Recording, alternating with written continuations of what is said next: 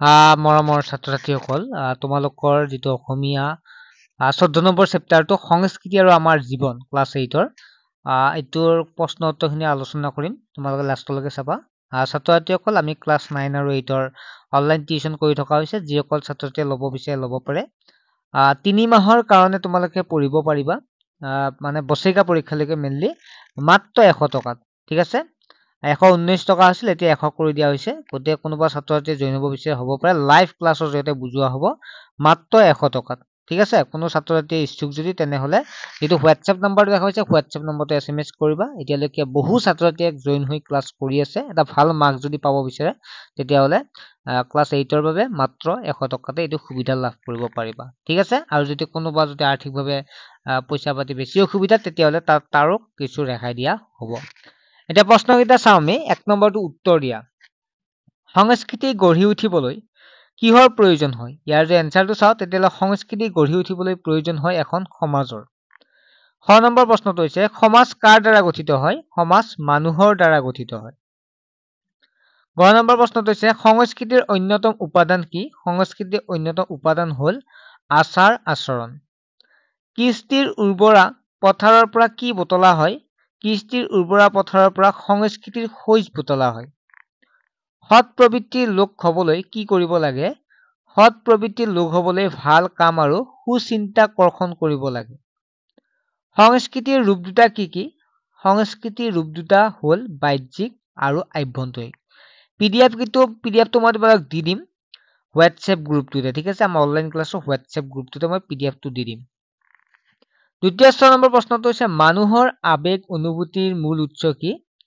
মানুহৰ আবেগ অনুভূতিৰ মূল উৎস হ'ল চৌপাশৰ বিনন্দীয়া প্ৰকৃতি। বঢ়িয়া। 10 নম্বৰ প্ৰশ্নটো হৈছে কৃষ্টিৰ আধাৰ কি?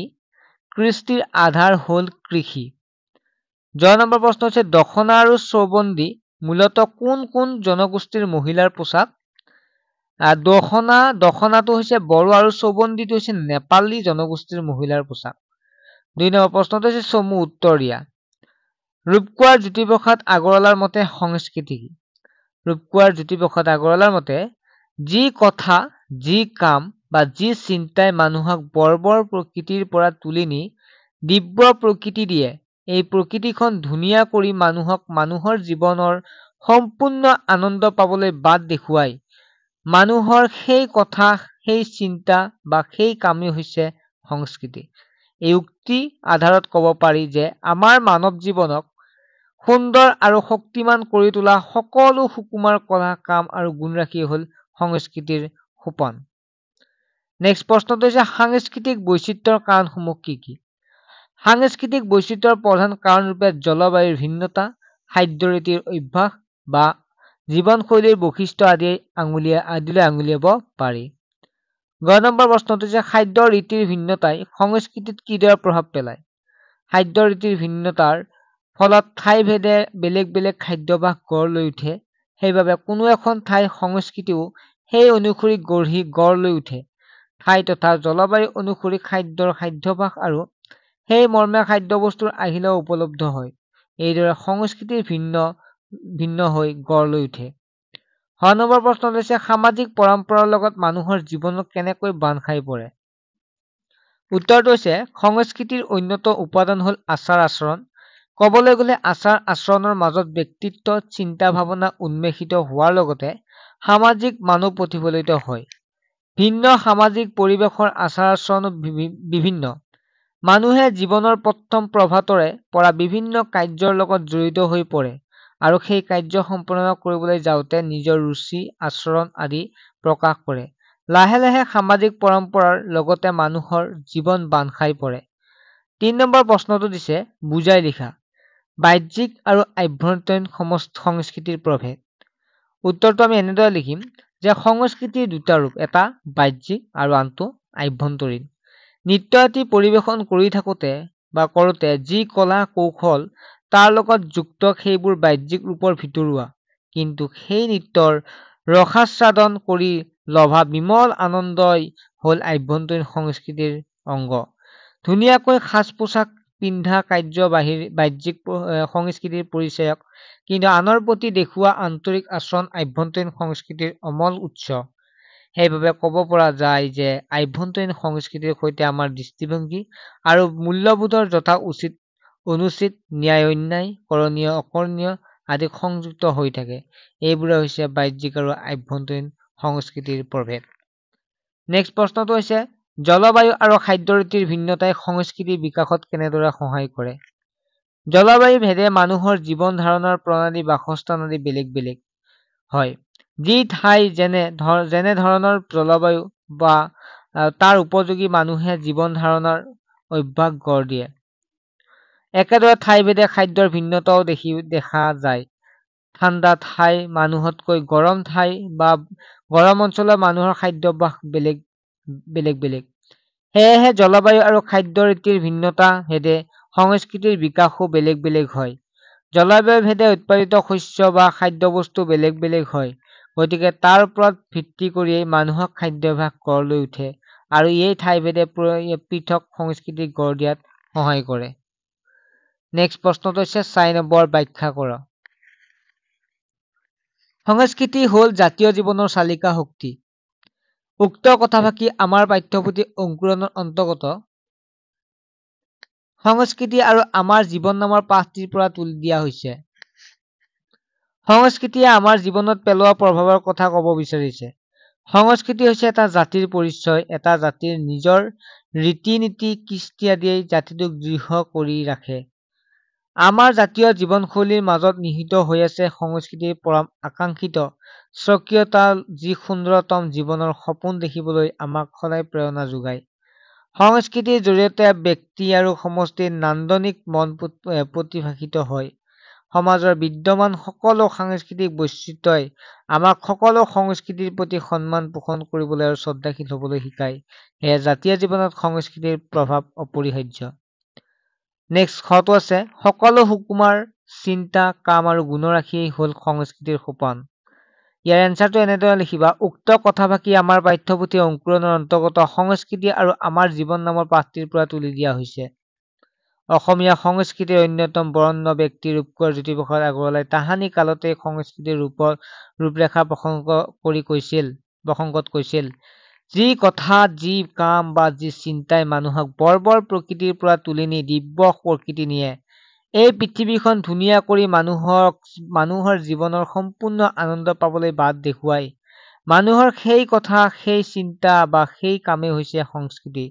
এই উক্তিৰ আধাৰতে ক'ব পাৰি যে আমাৰ মানৱ জীৱনক সুন্দৰ আৰু শক্তিমান কৰি তোলা সকলো সুকুমাৰ কলা কাম আৰু গুণৰাশিয়ে হ'ল সংস্কৃতিৰ সোপান। গ নম্বৰ প্ৰশ্নটো হৈছে মানুহৰ আবেগ অনুভূতিৰ মূল উৎস হ'ল চৌপাশৰ বিনন্দীয় প্ৰকৃতি। আমি এনচাৰটো এনেদৰে লিখিম। উক্ত কথাফাকি আমাৰ পাঠ্যপুথি অংকুৰণৰ অন্তৰ্গত সংস্কৃতি আৰু আমাৰ জীৱন নামৰ পাঠটিৰ পৰা তুলি দিয়া হৈছে। প্ৰকৃতিৰ পৰা আমি কল্পনাৰ ৰহণ আৰু সৃষ্টিৰ খোৰাক আহৰণ কৰোঁ। হৰিণ এটি ছন্দায়িত খোজেৰে যেতিয়া জঁপিয়াই আঁতৰি যায়, তাৰ মাজতেই শিল্পী সাহিত্যিকে অনুপম সৃষ্টিৰ প্ৰেৰণা লভে। উদ্বেলিত হৈ উঠে শিল্পী সত্তাৰ কল্পনা আৰু ব্ৰহ্মপুত্ৰ আৰু বৰাক উপত্যকাকে ধৰি বিভিন্ন নদী, বিভিন্ন গছ লতা, সেউজী পাহাৰ, ভৈয়াম আৰু চৌপাশৰ সেউজীয়া মাজতে নিহিত হৈ থাকে মানুহৰ আবেগ আৰু জীয়াই থকাৰ প্ৰেৰণা। নেক্সট আছিল ব্যাকৰণৰ খণ্ডৰ খ ভাষা ব্যাকৰণ ব্যৱহাৰিক ব্যাকৰণ। কৃষ্টি আৰু স্তুতি শব্দৰ শেষত টি মূৰ্ধন্যাতী আৰু দান্ত্য তদধিকাৰী ধ্বনি মিল থকা শব্দ লিখা। যদি আমি চাওঁ তেতিয়াহ'লে কৃষ্টি, দৃষ্টি, পুষ্টি, সন্তুষ্টি, সৃষ্টি আৰু বৃষ্টি। ইয়াত তোমালোকে সন্তুষ্টি দিবা হা, সন্তুষ্টি দিব লাগে, স্পেলিংটো ভুল হৈছে। নেক্সট হ'ল স্তুতি, নতি, অৱনতি, গতি, ৰাতি, নাতি। ৬ নম্বৰ প্ৰশ্নটো দিয়া আছে তেনেকুৱাকে, তোমালোকক দিয়া আছে প্ৰতিৰ পিছত আমি কি উপসৰ্গ লগাব লাগে, যেনেকুৱা প্ৰতিবাদ, প্ৰতিকাৰ, প্ৰতিশ্ৰুতি, প্ৰতিলিপি, প্ৰতিবিম্ব। এতিয়া প্ৰতিবাদ, প্ৰতিকাৰ, প্ৰতিশ্ৰুতি, প্ৰতিলিপি ইয়াৰে আকৌ প্ৰতি কৰি আমি একোটাকৈ বাক্য সাজিব লাগিব। আমি সম্পূৰ্ণ তোমালোকে এনেকুৱাকে চাই লিখিবা, তাৰপিছত বাক্যকেইটা আমি চাম।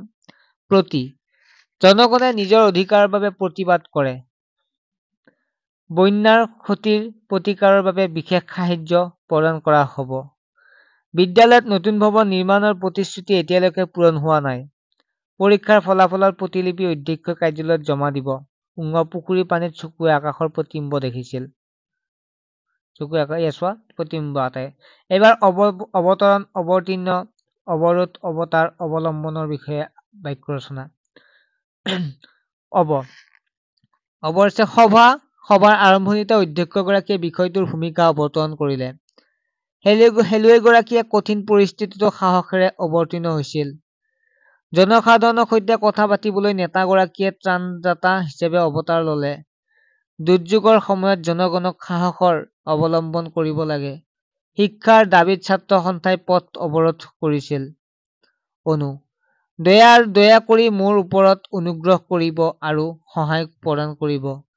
তেওঁ বক্তৃতাৰ দৰে অনুৰূপ উদাহৰণ আনৰ পৰা কমেই শুনা যায়। মই আপোনাৰ সহায়ৰ বাবে এটা সৰু অনুৰোধ কৰিছো। দুখীয়াৰ কষ্ট অনুভৱ কৰাৰ যোগ্যতা আমাৰ সকলোৰে থাকিব লাগে। ভুল সিদ্ধান্তৰ বাবে তেওঁ নিজৰ কৰ্মৰ ওপৰত অনুশোচনা কৰিছিল। তাৰপিছত বি। সমাজত সৰল জীৱনৰ বাবে ন্যায় আৰু বিচাৰৰ প্ৰয়োজন। তাৰপিছত তোমালোকে চাবা বিধি বাক্য তোমালোকে বিশ্বাস। সফলতাৰ চাবিকাঠি হৈছে নিজৰ ওপৰত বিশ্বাস। বিদ্যা অৰ্জন কৰাটো জীৱনৰ প্ৰতি অতি প্ৰয়োজনীয়। বিপদৰ সময়ত ধৈৰ্য বজাই ৰখা উচিত। নেক্সট হ'ল এজন বিনম্ৰ ব্যক্তি সকলোৰে হিয়াৰ জয় কৰিব পাৰে। চোৱা ইয়াৰ পৰা তেনেকুৱাকে যি লৈছো সেইকেইটাই দিছো। বি। তাৰপিছত বি চৌদি কিছু উৎকৃষ্ট, উৎপাত, উৎপত্তি এইকেইটা এবাৰ বাক্য ৰচনা কৰিব লাগিব। ঠিক আছে। চোৱা এই বছৰ উৎকৃষ্ট শিক্ষাৰ্থীৰ বাবে মৌচুমী মনোনীত হৈছে। অসমৰ মিঠা জলৰ উৎসৰ উৎপত্তি পাহাৰৰ পৰা হৈছে। বনাঞ্চল উৎখাত কৰাৰ বাবে পৰিসৰটো সংকুচিত হৈছে। আকস্মিক বৰষুণৰ উৎপাতত পথৰ পৰা মাটি সৰিছিল। উন্নত পৰীক্ষাৰ ফলাফলৰ প্ৰতি তেওঁৰ ভিতৰত উৎকণ্ঠা আছিল। 7 নম্বৰটো আছে পাঠটোত থকা জুৰীয়া শব্দবোৰ বাছি উলিয়াই লিখা। উদাহৰণ আচাৰ আচৰণ। আচাৰ ব্যৱহাৰ হ'ব। চিন্তা ভাৱনা, মেখেলা চাদৰ, খেতি পথাৰ, কৃষ্টি সংস্কৃতি, কলা কৌশল, সাজ পোছাক, ন্যায় অন্যায়, আবেগ অনুভূতি, গছ লতা, পশু পক্ষী, গীত মাত, নাচ গান, চিত্ৰকলা, স্থাপত্য, ভাস্কৰ্য, উৎসৱ পাৰ্বণ, নীতি আৰু নিৰ্দেশনা। অৰ্থ প্ৰকাশ হোৱাকৈ বাক্য ৰচনা কৰা। আচাৰ বিচাৰ হৈছে আমাৰ দৈনন্দিন জীৱনৰ অতি গুৰুত্বপূৰ্ণ। পেট পূজা কৰিবলৈ ভোজন কৰাটো আমাৰ দৈনন্দিন জীৱনৰ এক অবিহিত অংশ। বিনন্দীয়া কাজিৰঙা ৰাষ্ট্ৰীয় উদ্যানখন বিনন্দীয়া পৰিৱেশ সকলোকে আনন্দিত কৰিছিল। কাজিৰঙা ৰাষ্ট্ৰীয় উদ্যানৰ বিনন্দীয়া পৰিৱেশ সকলোকে আকৰ্ষিত কৰিছিল। উৎসৱ পাৰ্বণ আমাৰ সংস্কৃতিৰ অবিচ্ছেদ্য অংশ। তলৰ প্ৰশ্নবোৰ উত্তৰ দিয়া। কৃষিভিত্তিক সমাজত প্ৰচলিত আচাৰ উৎসৱ কেইটাৰ নাম কি? কেইটাৰ নাম লিখা। ইয়াৰ এনচাৰ গছ লোৱা, নখ খোৱা, লখিমী চপোৱা। শিল্পভিত্তিক সমাজ বুলিলে কি বুজা? শিল্প উদ্যোগৰ আধাৰ হিচাপে পৰিচিত হোৱা সমাজক শিল্পভিত্তিক সমাজ বুলি কোৱা হয়। ছাত্ৰ ছাত্ৰীসকল ক্লাছ 8-9 অনলাইন টিউচন কৰি আছে। নাম্বাৰটো হৈছে 9394628219 কণ্টেক্ট কৰিব পাৰে হোৱাটছএপত SMS-ৰ জৰিয়তে। বিষয়সমূহ গণিত, সাধাৰণ বিজ্ঞান আৰু ইংৰাজীৰ লগতে আটাইবিলাক যিটো অসমীয়া বা সমাজ বিজ্ঞানৰ PDF বিলাক পাই থাকিবা হোৱাটছএপ গ্ৰুপত। মাচুল আটাইতকৈ কম যিমান আছে সকলোতকৈ কম মাচুল লোৱা হয়। ক্লাছৰ সময় সন্ধিয়া সময়ত। সুবিধাসমূহ সপ্তাহত প্ৰতি 5 দিনকৈ ক্লাছ কৰা হ'ব। মাহিলী একোটাকৈ পৰীক্ষা ক্লাছবোৰ লাইভ কৰা হ'ব। বুজি নোপোৱাটো সুধিব পাৰিবা। যোগাযোগ কৰা 9394628219। ঠিক আছে ছাত্ৰ ছাত্ৰীসকল ভালদৰে পঢ়া শুনা কৰা।